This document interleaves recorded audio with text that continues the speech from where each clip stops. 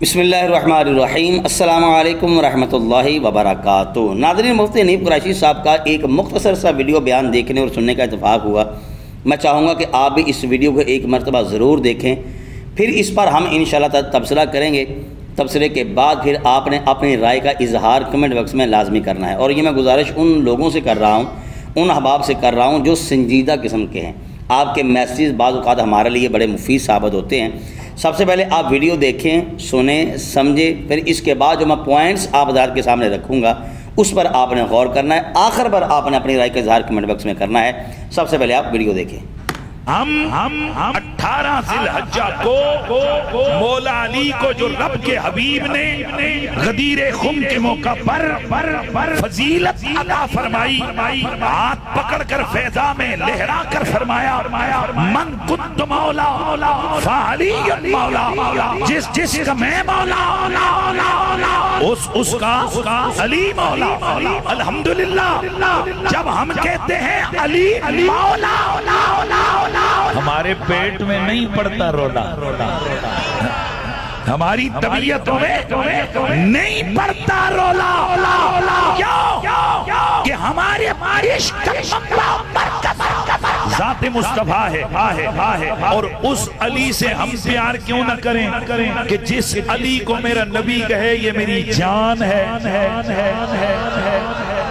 और हदीस की किताबों में मौजूद है 18 ज़िलहज्जा ही गदीरे खुम का वाक़या हुआ। भाई क्या बोला मैंने? 18 ज़िलहज्जा ही गदीरे खुम के मौका पर मेरे नबी ने हाथ फिजा में लहरा के फरमाया था, जिसका मैं मौला अली मौला, उसका अली मौला। ये ऐलान सुन के सहाबा किस कदर खुश हुए। आइए मुस्नद अहमद बिन हम्बल की हदीस सुनिए। हजरत सईदना उमर फारूक खड़े हो गए और आपने फरमाया, हनीयन लक यब्ना अबी तालिब, अबू तालिब के बेटे तुझे मुबारक हो। मौलाया व मौला कुल्ल मुमिनिन व मुमिनतिन इला यौमिल क़ियामा, तू मेरा भी मौला बन गया है, क़यामत तक आने वाले हर मोमिन और मोमिना का भी मौला बन गया। तो भाई हजरत उमर ने मुबारक दी किसको? हजरत अली को। तो बताइए खुश हो के दी थी कि खफा के दी थी? बोलो। तो पता चला जो सच्चा सहाबा का नौकर है वो 18 ज़िलहज्जा को भूथा नहीं बनाता, वो 18 ज़िलहज्जा को ज़िक्र अली सुनकर खुश होता है। नाज़रीन, आपने मुफ्ती हनीफ कुरैशी साहब की गुफ्तगू जो है वो यकीनन समाअत की होगी। यहाँ पर सबसे पहले एक बात मैं वाज़ेह करना चाहूँगा, जिसको जो फ़जीलतें अल्लाह रसूल ने अता की हैं, चाहे वो असहाब रसूल हों, अहले बैत रसूल हों, औलिया इकराम हों, अल्हम्दुलिल्लाह हम तमाम की खूबियों को, फ़जीलतों को, शानों को अल्हम्दुलिल्लाह दिलो जान से कबूल करने वाले हैं। ये जो फ़जीलत हज़रत मौला अली शेर खुदा रज़ी अल्लाह तआला अन्हु की बयान की है हनीफ कुरैशी साहब ने कि नबी पाक अलैहिस्सलाम ने फरमाया, जिसका मैं मौला उसका अली मौला। अल्हम्दुलिल्लाह हम ये भी मानते हैं, ऐसा नहीं कि हम मानते नहीं हैं, पहले भी मानते थे, अब भी मान रहे हैं, आइंदा भी इंशाअल्लाह जब तक आखिरी सांस बाकी है अल्हम्दुलिल्लाह हम मानते रहेंगे। सवाल ये है, इख्तिलाफ कहाँ पर होता है? जब हम अहले बैत रसूल की अज़मतों को मानने वाले हैं, सहाबा रसूल की अज़मतों को मानने वाले हैं और ये इकराम की अज़मतों को मानने वाले हैं, इख्तिलाफ कहाँ पर होता है? अब जो इख्तिलाफ जिस मकाम पर होता है ना, आपने उस पर थोड़ा सा फोकस करना है। इख्तिलाफ नाज़रीन वहाँ पर होता है कि जब सुन्नियत का लिबादा ओढ़ने वाले रवाफिज़ को सपोर्ट करते हैं, इख्तिलाफ वहाँ पर होता है। जब सुन्नियत का लिबादा ओढ़ कर अपने आप को शो करते हैं कि हम हैं मुहिब्बे अहले बैत वाले, चूँकि हम अहले सुन्नत हैं, तो फिर वो सपोर्ट करते हैं, कंधे से कंधा मिलाते हैं रवाफिज़ को। जब कुर्बानियाँ असहाब रसूल ने जो दी हैं, जो उन पर जुल्म सितम हुए, जब उनको कोई नज़रअंदाज करने की कोशिश करता है सुन्नियत का लिबादा ओढ़ कर, फिर इख्तिलाफ वहाँ पर होता है, तकलीफ़ वहाँ पर होती है। सारी दुनिया जानती है 18 ज़ुल्हज्जा शरीफ को शहादत है हज़रत जनाब उस्मान गनी रज़ी अल्लाह ताला अन्हो आपकी। ये जितना पिंडी ग्रुप है, जब ये बिल्कुल ठीक तरीके से चल रहे थे, ये ख़ुद बयान किया करते थे। लेकिन जब ईरान के टके आने शुरू हो गए और रवाफिज के कंधे से कंधा मिलाना शुरू कर दिया, उनके मजालिस में आना जाना शुरू हो गए, अब इन्होंने जो है वो हज़रत उस्मान गनी रज़ी अल्लाह ताला अन्हो की उस कुर्बानियों को और शहादत को जो है वो नज़रअंदाज करते हुए इन्होंने रवाफिज के कंधे से कंधा मिलाने की कोशिश करते हुए उनके साथ बल्कि खड़े होकर इन्होंने ईद गदीर मनाना शुरू कर दी। अब हमारा सवाल ये है कि तुमने ईद गदीर मनाई तो क्या हज़रत उस्मान गनी रज़ी अल्लाह ताला अन्हु की जो शहादत है, जो उनकी कुर्बानियाँ हैं, उनको तुमने नज़रअंदाज किया या नहीं किया? इख्तिलाफ इस मकाम पर होता है।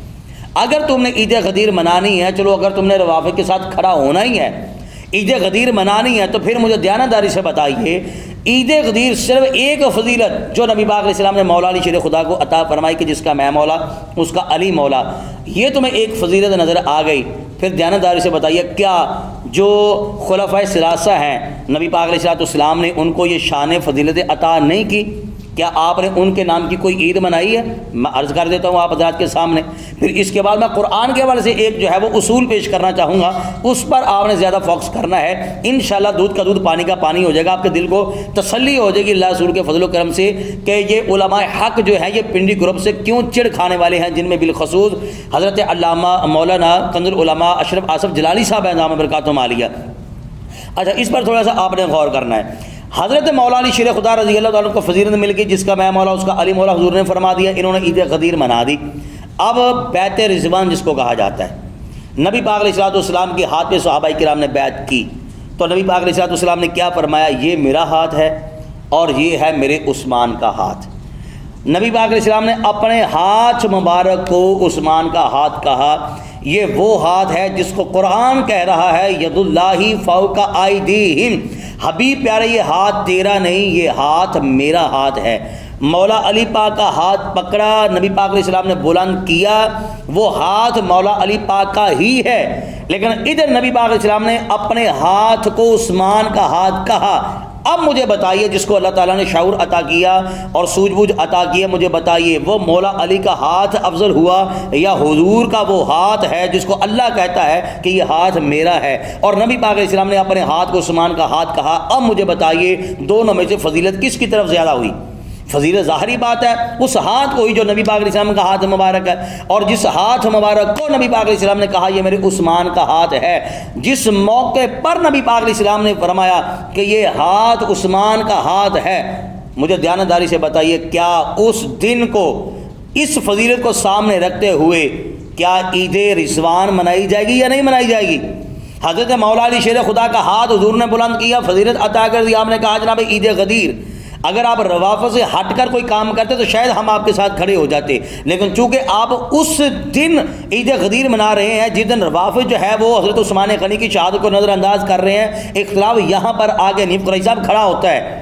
हज़रत मौला अली शेर खुदा रज़ी अल्लाह ताला अन्हु को जो फजीलत हासिल है, आप एक दिन की बात करते हैं, मैं कहता हूँ आप हर रोज़ हज़रत मौला अली शेर खुदा रज़ी अल्लाह ताला के फ़ज़ाइल का जो है वो ऐलान करें, चर्चा करें, सीने ठंड बढ़ती है अल्लाह के फजल करम से। लेकिन इनकी आड़ में हम जो वदीगर असहाब रसूल हैं उनकी कुर्बानी को नज़रअंदाज नहीं होने देंगे, ये बात याद रखिएगा। फिर दूसरे नंबर पर क्या आप उस दिन को ईद मनाएंगे जिस दिन मेरी सरकार कायनात अलैहिस्सलाम ने फरमाया कि लोगों सुनो, अगर मेरे बाद कोई नबी होता तो मेरा उमर होता। ये कम फजीलत है जो नबियों में जो खसूसियात होती हैं वो हज़रत उमर फारूक में हैं, लेकिन चूँकि नबी पाक अलैहिस्सलाम के बाद कोई नया नबी नहीं आ सकता, नबूवत का दरवाज़ा बंद है, इसलिए हज़रत उमर फारूक रज़ी अल्लाह तआला अन्हु नबी नहीं है।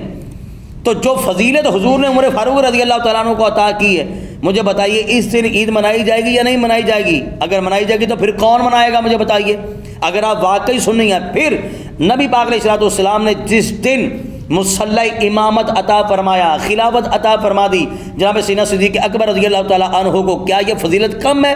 हुजूर अलैहिस्सलाम ने तमाम सहाबा इकराम के बीच में से जिसका इंतखाब किया उनको जनाब सीना सिद्दीक़ अकबर कहा जाता है। अब मुझे बताइए जिस दिन हुजूर अलैहिस्सलाम ने मुसल्ला अता किया, इमामत अता की जनाब सीना सिद्दीक़ अकबर को, क्या उस दिन ईद मनाई जाएगी या नहीं मनाई जाएगी? अगर आप सुनी है तो फिर वो भी ईदें मनाएं।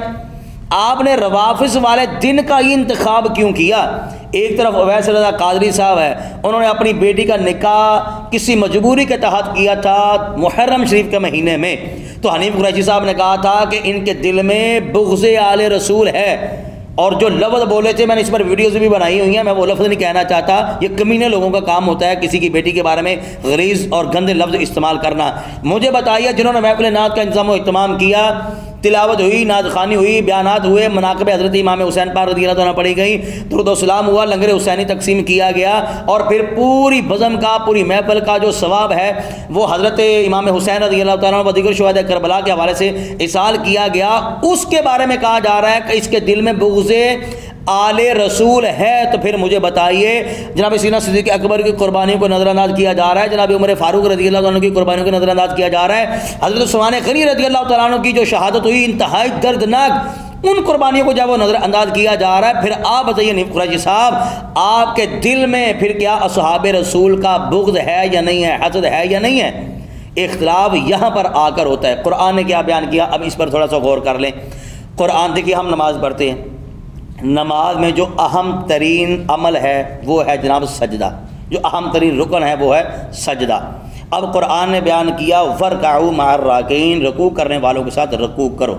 चाहिए तो ये था कि हुक्म होता कि सजदा करने वालों के साथ सजदा करो, क्योंकि सजदे की अहमियत ज़्यादा है, लेकिन कुरान ने बयान किया रकू करने वालों के साथ रकू करो। सवाल ये है कि क्यों कहा गया सजदा करने वालों के साथ सजदे का हुक्म क्यों नहीं दिया गया, क्यों कहा गया रकू करने वालों के साथ रकू करो?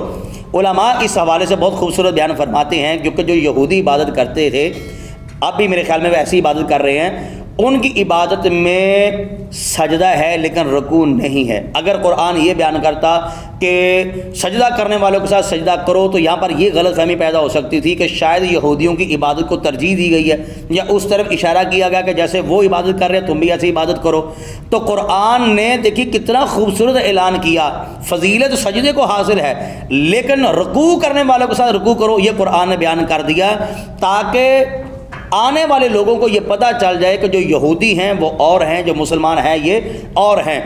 और फिर दूसरे नंबर पर मुसलमानों का एक अपना तशख़्ख़ुस है, इनका एक अपना मकाम है, इनका एक अपना मियार है, उनमें और हम में जो है वो फ़र्क होना चाहिए। इबादत में भी फ़र्क है, और फिर जो सजदे की अहम तरीन जो फजीलत वाली चीज़ है उसको कुरान ने बयान नहीं किया, रकू को बयान कर दिया, ताकि पता चल जाए वो और हैं हम और हैं। इसी तरीके से हम इमाम शरीफ सजाते हैं, नबी पाक अलैहिस्सलाम ने फरमाया ईसाई यहूदी भी इमाम बांधते हैं, मुसलमान भी बांधते हैं, लेकिन तुम्हारे और उनके दरमियान फ़र्क होना चाहिए।